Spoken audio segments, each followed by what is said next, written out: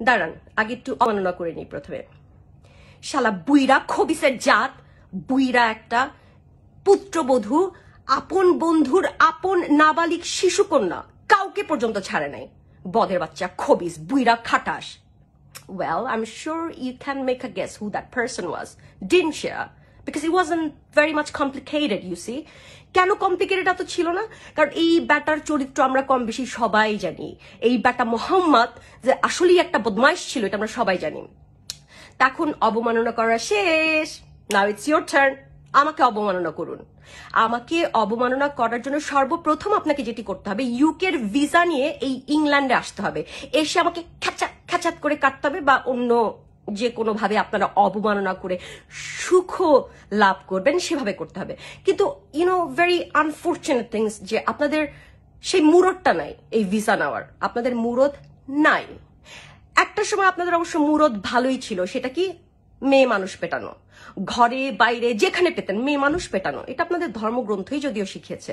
তো এখন আফসোসের কথা হচ্ছে যে এই মেয়ে মানুষ পেটানোটাও আপনাদের, এই মুরদটাও বন্ধ হয়ে গেছে। কারণ আমাদের পুরো বিশ্ব জুড়ে এখন নারীরা এমন একটা স্বয়ংসম্পূর্ণ অবস্থায় এসছে যে এই মেয়ে মানুষ পেটাইতে পারেন না। পিটালে কি হয়? ওই পুলিশ এসে আপনাকে জেলে ভরে দেয়, তাই তো? এখন এই মুরদ নাই, ওই মুরদ নাই, সব মুরদ শেষ হতে চলেছে।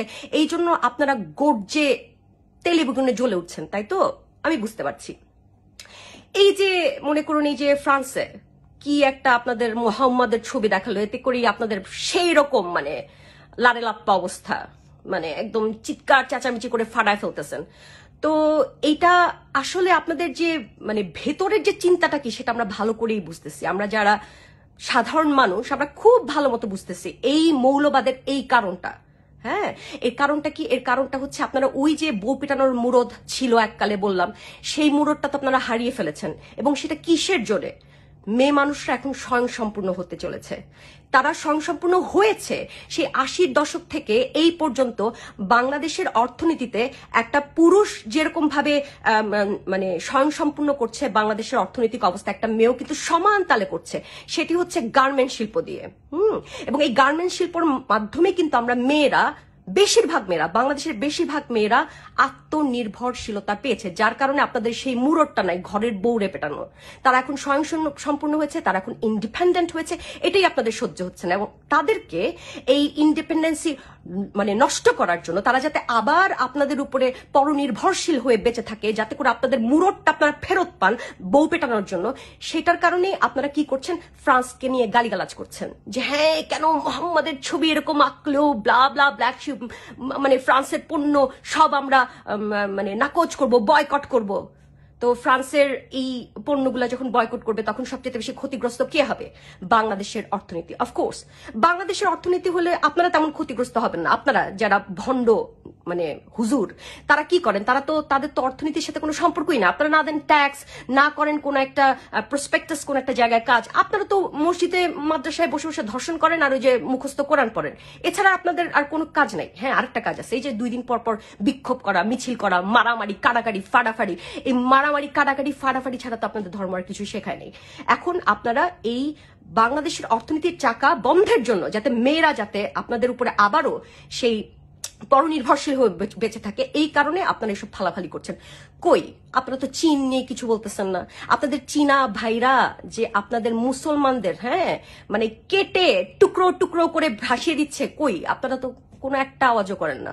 এই ফ্রান্স কি একটা জায়গায় শার্লি হাবদুল থেকে যে মুহাম্মাদের কি একটা ছবি দেখালো, এই জন্য আপনারা ফাটায় ফেলতেছেন। কিন্তু চায়নাতে তো পুরো ন্যাশনাল টিভিতে আপনাদের মুহাম্মদকে ন্যাংটো করে ছেড়ে দিচ্ছে, তখন তো একটা কথাও বলেন না, একটা কথাও বলেন না, তাই না?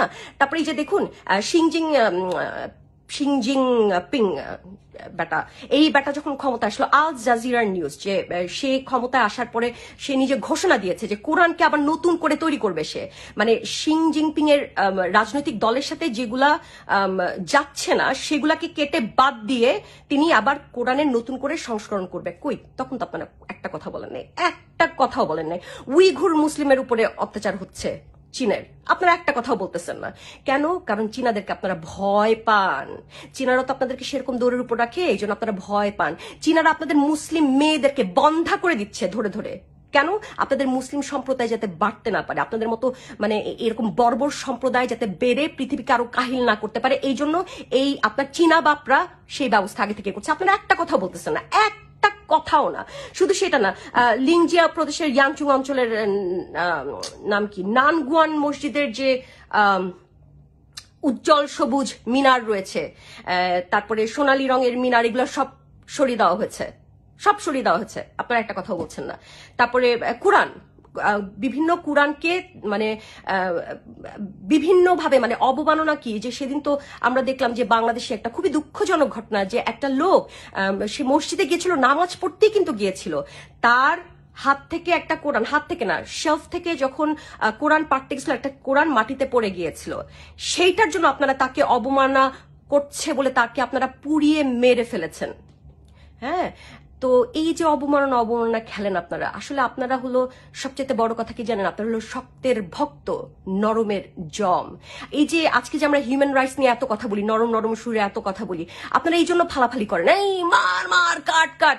চীনা বাবাজিদের মতো আপনাদের দৌড়ের উপর রাখতো পুরো পৃথিবীর সবাই, আপনারা ঠিক হয়ে যেতেন। হ্যাঁ, তো আপনাদেরকে হাত জোর করে বলছি ভাই, এসব বন্ধ করেন, এসব বন্ধ করেন। বাংলাদেশ এমনি তো পুরো পৃথিবী থেকে বহুত পিছিয়ে আছে। এই বাংলাদেশের আজকে যেই মানে পুরো মানে পৃথিবী জুড়ে এখন যতটুকুই ভালো অবস্থানে এসছে অর্থনৈতিকভাবে, সেটির চাকা কিন্তু আমরা মেয়েরাই এনেছি। হ্যাঁ, আপনারা পারবেন না আমাদের সাথে। খালি এই যে মানে কি বলে 3 নাম্বার ছাগলের বাচ্চার মতো 2 দিন হয়তো লাফালাফি করতে পারবেন, কিন্তু আপনারা সমস্ত কিছু উড়ে যাবেন, আপনারা উড়ে যাবেন। পৃথিবী যেভাবে সভ্য হচ্ছে পুরো পৃথিবী, হ্যাঁ, আপনাদের এইসব তোড়জোড় আর চলবে না, যে মার মার কাট কাট এগুলো আর চলবে না। আপনারা প্লিজ, আপনাদেরকে হাত জোর করে বলছি, এখনো সময় আছে, আপনারা এইসব বন্ধ করুন, আপনারা এসব বন্ধ করুন দয়া করে। আপনারা যতদিন পর্যন্ত এই জিনিসটা বন্ধ না করবেন, ততদিন পর্যন্ত আপনারা মনে রাখবেন যে আমার দেশের মানুষই কিন্তু প্রতি পদে পদে পিছিয়ে থাকবে, নির্যাতিত হবে, বর্বরতার শিকার হবে। এবং আমাদের দেশের মানুষগুলোর মধ্যে কিন্তু আপনারাও পড়েন, আপনারা এই হুজুররাও পড়েন। 2-3টা তো আছে আবার হুজুর না, কিন্তু মানে হুজুরদের সাথে গলা মিলিয়ে সেই রকম। কেন কেন তারা এই হুজুরদের সাথে গলা মিলাচ্ছে? একটা রেপুটেশনের জন্য, যে এই যে সবাই বলতেছে ভালো থাকা যাবে সমাজে সবার কাছে, ধর্মের হয়ে লড়াই করেছি, ধর্মের হয়ে কথা বলেছি। You guys are ridiculous. যাই হোক, আশা করি আমার কথাটি বুঝবেন। ভালো থাকবেন সবাই।